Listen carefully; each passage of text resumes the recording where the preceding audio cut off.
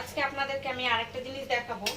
এটা তোমার রান্নার পার্ট গেল, এর সঙ্গে আমি আরেকটা জিনিসই দেখাবো।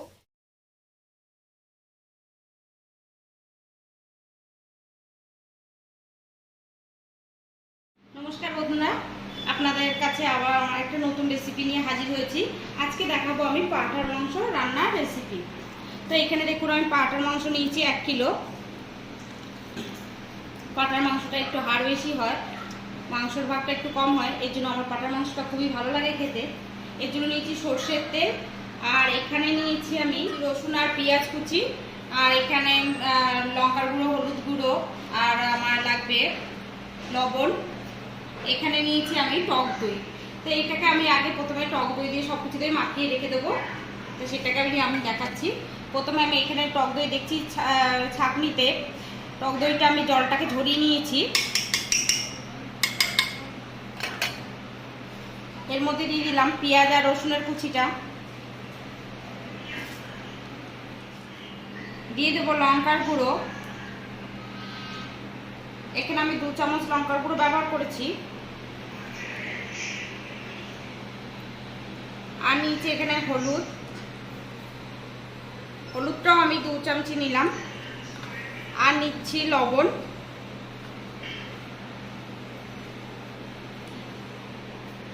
এই লবণটা আমি 3 চামচ ব্যবহার করেছি। আর এখানে দিলাম 2টো তেজপাতা রেখেছিলাম, সেটাকে আমি ফাটিয়ে রেখেছি, সেটা দিয়ে দিলাম। এবার দিয়ে দেব আমি সর্ষের তেল।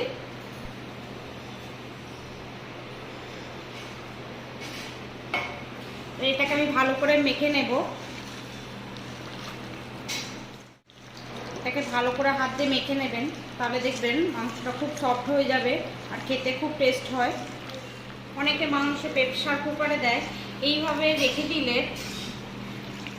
টক দই মাখিয়ে রাখলে বা লেবু দিয়ে মেখে রাখলে কখনো প্রেসার কুকারে রান্না করতে লাগে না এবং কম সময়ের মধ্যে রান্না হয়ে যায় এবং মাংসটা খুব সফট হয়ে যায়। আমি আর এখানে মেটেটা আছে বেশি, কিন্তু মেটেটা আমার বেশি নেওয়ার কারণ আছে।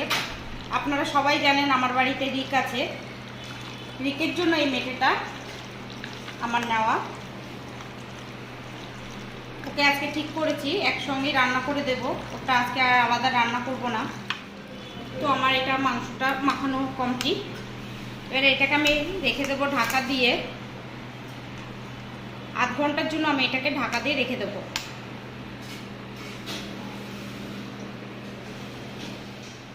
তো এটাকে আমি ঢাকা দিয়ে রাখছি আধ ঘন্টার জন্য। তো আধ ঘন্টা পর ফিরে আসছি আপনাদের কাছে। তো বন্ধুরা ফিরে এলাম আধ ঘন্টা পর।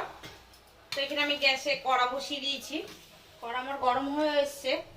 তো আমার কড়া গরম হয়ে গেছে, এখন আমি দিয়ে দেবো সর্ষের তেল। তো তেল গরম হয়ে গেছে, আমি এখানে দিয়ে দিয়েছি দারচিনি, দিয়ে দিলাম 2টো লবঙ্গ, আর এখানে এলাচগুলোকে আমি একটু ফাটিয়ে দিচ্ছি।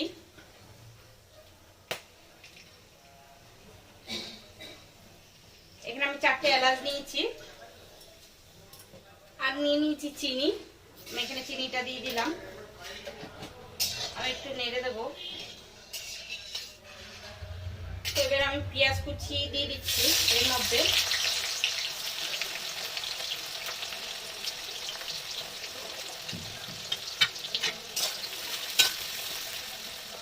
আর এখানে দিয়ে দেবো 1 চামচ লবণ।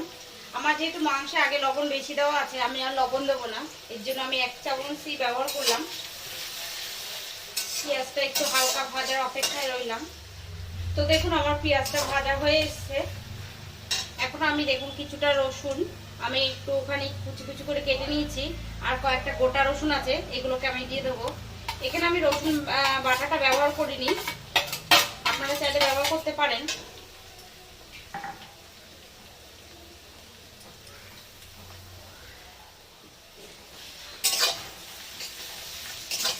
এটাকে দিয়ে একটু ভালো করে ভেজে নেব। তো আমার রসুনটাও ভাজা হয়ে গেছে, পেঁয়াজটা তো অবশ্যই ভাজা হয়ে গেছে, আগেই বলেছি। তো এর মধ্যে আমি এবার দিয়ে দেব আদা বাটা। আমি এখানে আদা বাটাই ব্যবহার করেছি, দেখুন আমি এটা এবার দিয়ে দিচ্ছি।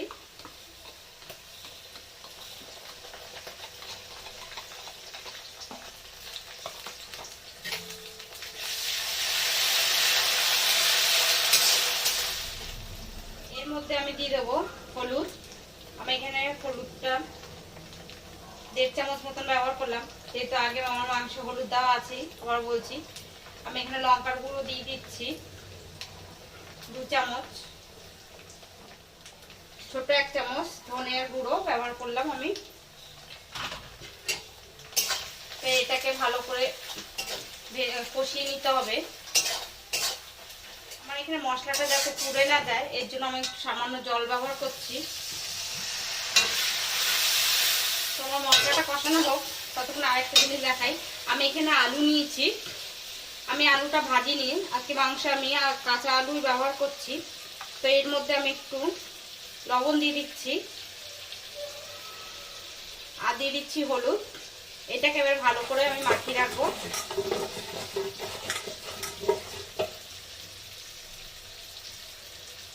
আর সামান্য লঙ্কার গুঁড়ো দিয়ে এটাকে ভালো করে মেখে নেব। যতক্ষণ আমার মাংসটা কষানো হচ্ছে বা মশলাটা কষানো হচ্ছে ততক্ষণ আমি এটাকে মেখে রাখবো আলুটাকে। তো আমার মশলা কষানো হয়ে গেছে। এবার যে মাংসটা আমি মাখিয়ে রেখেছিলাম আধ ঘন্টা আগে, সেটা এবার আমি দিয়ে দিচ্ছি এর মধ্যে।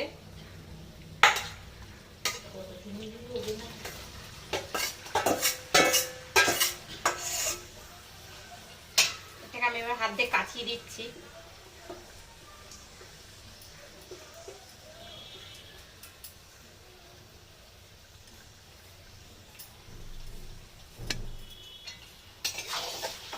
এই মশলাটার সঙ্গে এবার মাংসটাকে ভালো করে মাখিয়ে নিতে হবে খুন্তির সাহায্যে।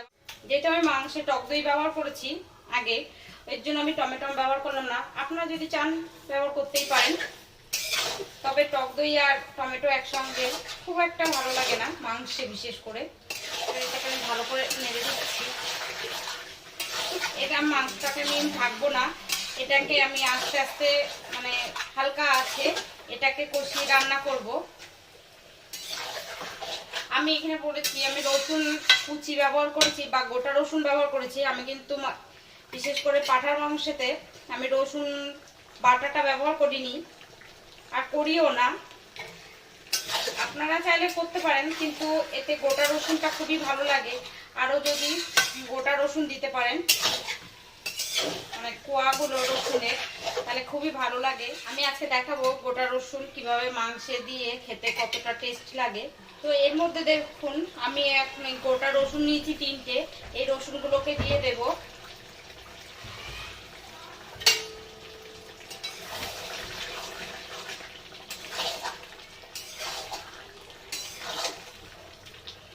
মাংসের যে একটা কাঁচা গন্ধ সেটা এখনো আসছে, আমার কষানো এখনো হয়নি। তো রসুনটা দিয়ে দিয়েছি, গোটা রসুন। এবার দিয়ে দেবো আমি আলুগুলোকে, যে আলুগুলোকে আমি মাখিয়ে রেখেছিলাম লবণ হলুদ আর লঙ্কার গুঁড়ো দিয়ে, সেগুলোকে আমি দিয়ে দিলাম। আলুরা জলটা দিলাম না। এটাকে দিয়ে আমি ভালো করে নেড়ে দেব। যেহেতু আমি কাঁচা আলুটা ব্যবহার করেছি এর জন্য আমি আলুটা দেওয়ার পরে একটু ঢেকে দেব 3 মিনিটের জন্য।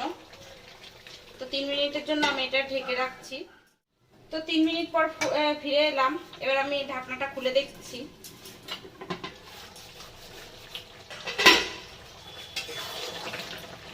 দেখুন মাংসের ঢাকনা দেওয়ার ফলে মাংস থেকে একটু জলও বেরিয়েছে। এটাকে আমি আর ঢাকা দেব না, এইভাবেই কষিয়েই করব। দেখুন আমার মাংসটা কষানো হয়ে এসছে। তো আমার মাংস কষানো কমপ্লিট। এবার আমি জল দিয়ে দেবো। জলটা আমি উষ্ণ গরম করে নিয়েছি, সেই জলটাকেই আমি এবার দেব। দেখুন আমি জল গরম করে নিয়েছি, এটাকে আমি দিয়ে দিচ্ছি।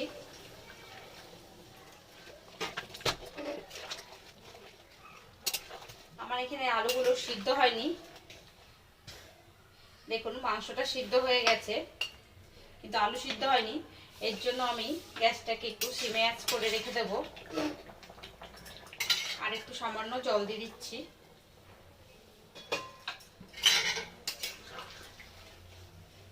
এবার আমি ঢাকা দেব না, ফুটবে আর ঢাকা দেব না। তো একটু ফোটার পরে আবার আসছি। তো আমি কয়েকটা কাঁচা লঙ্কা চিড়ে রেখেছি, এগুলোকে দিয়ে দিচ্ছি। আমার মাংসটা ঝাল হয়নি, ওর জন্য আমি লঙ্কাটা বেশি দিচ্ছি। তো আমরা ঝালও কিন্তু বেশি খাই, আপনারা যদি ঝাল কম খেয়ে থাকেন কম করে লঙ্কা দেবেন।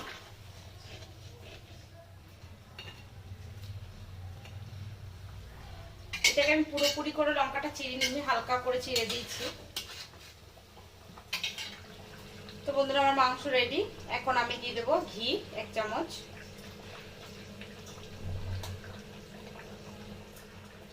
দিয়ে দেবো গরম মশলার গুঁড়ো। এটাকে দিয়ে একটু নেড়ে চেড়ে নেব।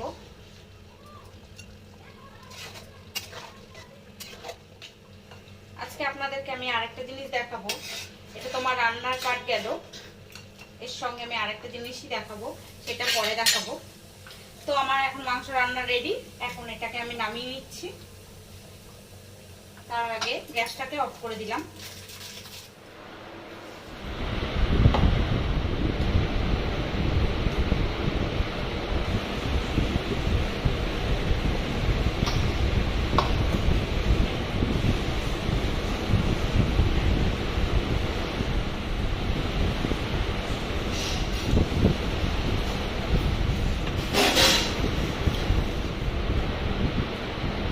প্রিয় দর্শক, আমি যখন দর্শক রহস্যের শুরু কিন্তু সেখানে দেখতে হলে চোখ রাখুন। ডিয়ার ভিউয়ার্স, জানতে হলে চোখ রাখুন আমার চ্যানেলে, সাবস্ক্রাইব করুন, লাইক কমেন্ট করে বন্ধুদের মাঝে ছড়িয়ে দিন।